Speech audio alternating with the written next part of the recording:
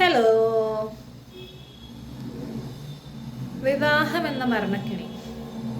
ഇതിനു മുമ്പ് ഒരു വീഡിയോ ഞാൻ പോസ്റ്റ് ചെയ്തിട്ടുണ്ട്. സോ അതിലെ പാർട്ട് 2 സ്ത്രീധനം.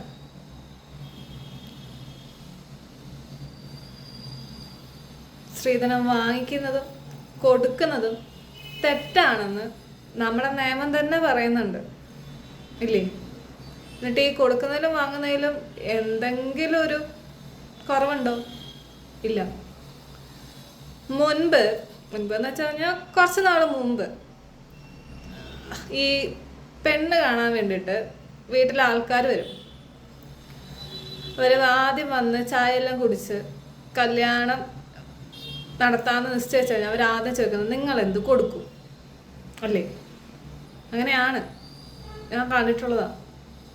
പക്ഷെ ഇപ്പോഴെന്താ ചെയ്യാന്നറിയോ? നിങ്ങൾ അങ്ങ് മനസ്സറിഞ്ഞ് കൊടുത്താൽ മതി.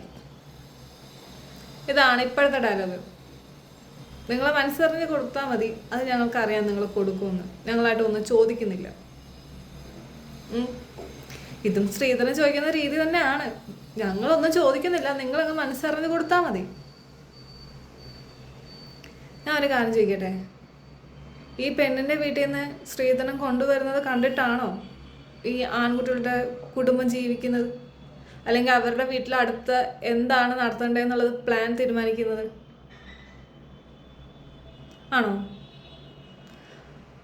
നിങ്ങളൊരു പെങ്കൊച്ചിനെ കല്യാണം കഴിച്ചു കൊണ്ടുവന്നാൽ ആ സ്ത്രീധനം ഒരു 100-150 പവൻ ഉണ്ടെന്ന് വിചാരിക്കുക. അവൾ ഇട്ടുകൊണ്ട് വന്ന ഗോൾഡ് നിങ്ങൾ ആ കൊച്ചിനെ വെറുതെ ഇരുത്തോ വീട്ടിൽ?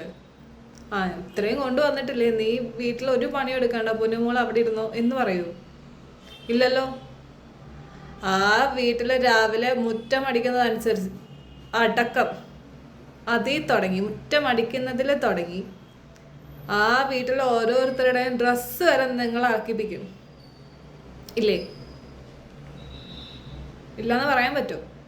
അല്ലെങ്കിൽ ഈ വീഡിയോ കാണുന്ന ആരെങ്കിലും കല്യാണം കഴിഞ്ഞ് പോയ ആർക്കെങ്കിലും പറയാൻ പറ്റുമോ ഇതൊന്നും ചെയ്യിക്കുന്നില്ല, ഞങ്ങളെ വീട്ടിലിങ്ങനെ ഇരുത്തേക്കുവാന്ന്? പറയാൻ പറ്റത്തില്ല.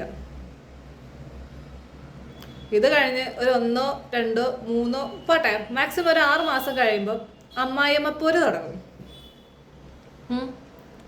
അവള് വെച്ചതിൽ കുറ്റം, തൊട്ടതിൽ കുറ്റം, എല്ലാത്തിനും കുറ്റം. പിന്നെ ആ വീട്ടിൽ വേറെ ആൾക്കാരുണ്ടെങ്കിൽ അവരുടെ വായിലിരിക്കുന്നത് കേൾക്കണം. അല്ല, ഇതൊക്കെയാണ് ഈ സ്ത്രീധനം കൊടുക്കുമ്പം. ഞാൻ ഈ പെൺകുട്ടികളുടെ അച്ഛനമ്മമാരോടൊരു കാര്യം പറയട്ടെ. എൻ്റെ ഒരു തോട്ടാണ്, നിങ്ങൾ ഇപ്പോൾ ഒരു 100 പവൻ കൊടുക്കാൻ ഉദ്ദേശിക്കുന്നുണ്ടെങ്കിൽ 10 പവൻ അവളുടെ ശരീരത്തിൽ ഇട്ട് കൊടുത്താൽ മതി. മനസ്സിലായോ? ബാക്കി ഈ 90 പവൻ്റെ പൈസ ഉണ്ടല്ലോ, അത് ഈ കൊച്ചിൻ്റെ പേരിൽ ഫിക്സഡ് ഡെപ്പോസിറ്റ് ഇട്ട് വെക്കും. അത് അവളും അറിയണ്ട, ഈ കെട്ടിക്കൊണ്ട് പോകുന്നവനും അറിയണ്ട. അഥവാ വീട്ടിൽ എന്തെങ്കിലും പറ്റി, ആ കൊച്ചിന് പറ്റത്തില്ല, അല്ലെങ്കിൽ വയ്യ, ഇനി ഇവിടെ നിൽക്കാൻ പറ്റത്തില്ല എന്ന് തോന്നുന്ന സമയത്ത് അവൾ തിരിച്ച് വീട്ടിലോട്ട് വരും. തിരിച്ച് വീട്ടിലോട്ട് വരുമ്പോൾ മോളെ ഞങ്ങളുടെ അവസ്ഥ ഇതാണ്, സിറ്റുവേഷൻ ഇതാണെന്ന് പറഞ്ഞ് തിരിച്ച് ആ വീട്ടിൽ പറഞ്ഞു വിടരുത്. നിങ്ങൾ ഈ ഫിക്സഡ് ഡെപ്പോസിറ്റ് ഇട്ട് വെച്ച ക്യാഷ് ഉണ്ടല്ലോ, അത് അവളുടെ കയ്യിൽ കൊടുക്കും. മൊത്തം കൊടുക്കാനല്ല, കുറച്ച് പൈസ. അവളുടെ പഠിക്കുകയോ അല്ല നല്ല ബിസിനസ് തുടങ്ങിയോ എന്തെങ്കിലുമൊക്കെ ചെയ്ത് അവളുടെ ജീവിതമായിട്ട് മുന്നോട്ട് പൊക്കോളും. നമ്മുടെ ഒരു സപ്പോർട്ട് ഉണ്ടായാൽ മതി. അല്ലാതെ 100 പവൻ ഇട്ട് അവൾ ആ വീട്ടിലോട്ട് പറഞ്ഞു വിടുമ്പോൾ ഇപ്പം 100 പവൻ കിട്ടി, എന്നെ അവൾ പോയി ചോദിച്ചാൽ വീണ്ടും കിട്ടും എന്നുള്ളൊരു മൈൻഡ് സെറ്റ് ആ വീട്ടുകാർക്ക് വരും, ഇല്ലേ? ഉറപ്പായിട്ടും വരും. അതുകൊണ്ടാണ് ഈ 100 പവനും 150 പവനും കൊടുത്തിട്ട് അവർക്ക് സ്ത്രീധനം പോരാതാവുന്നത്. അഥവാ സ്ത്രീധനം ഡയറക്റ്റ് ചോദിച്ചിട്ടാണ് വീട്ടിൽ പെണ്ണ് കാണാൻ ആൾക്കാർ വരുന്നതെങ്കിൽ ഇറങ്ങിപ്പോടാ എന്ന് പറയാനുള്ള മൈൻഡ് സെറ്റ് വീട്ടുകാർക്ക് ഉണ്ടാവണം, ആ പെണ്ണിനുണ്ടാവണം.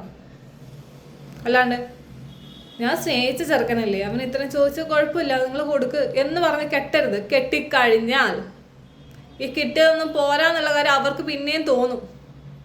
നിങ്ങളുടെ ജീവിതം തന്നെയാണ് പോകുന്നത്. ഇവരുടെ തല്ലും കുത്തും എല്ലാം കൊണ്ട് നിങ്ങൾ വീണ്ടും വീട്ടിൽ പോയി ചോദിക്കും. അവര് നിങ്ങളുടെ അവസ്ഥ കണ്ടിട്ട് വീണ്ടും തരും. വീണ്ടും തരുമ്പോൾ അവർക്ക് പിന്നെ അത് പോരാതാവും. അവസാനം ഗതി കെട്ട് വേറെ വഴിയില്ലാത്ത വല്ല ഫാനിലോ വിഷത്തിലോ ഒരു കഷ്ണം ബ്ലേഡിലോ ഒക്കെ തീരേണ്ടി വരും. അതുകൊണ്ട് വീട്ടുകാരാലോചിക്കുക. ഈ സ്ത്രീധനം ചോദിച്ചു വരുമ്പം അവരെ കെട്ടിച്ചു വിടണോ, അല്ല ഞങ്ങൾക്ക് ഇത്ര പൈസയുണ്ട് അപ്പം ഞങ്ങളുടെ മോളല്ലേ, ഞങ്ങൾ ഇത്രയും കെട്ടിക്കുമ്പോൾ നമ്മൾ ആർഭാടമായിട്ട് കെട്ടിക്കണ്ടേ എന്ന് ചിന്തിക്കരുത്. ഈ ആർഭാടമായിട്ട് കെട്ടിച്ചത് പലരും ആണ് ഫാനിലും കയറിലും ഒക്കെ തീർത്തേക്കുന്നത്. ഇന്നത്തെ ന്യൂസ് ഉണ്ടായിരുന്നോ? പ്രഗ്നന്റാ, ആത്മഹത്യ ചെയ്തു.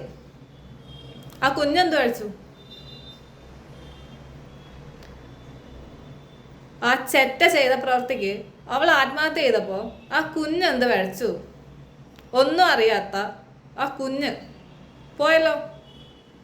അവൻ കുറച്ച് നാളെ ജയിലിൽ കിടക്കുമായിരിക്കും. വീട്ടുകാർ ഇറക്കിക്കൊണ്ടുവരും.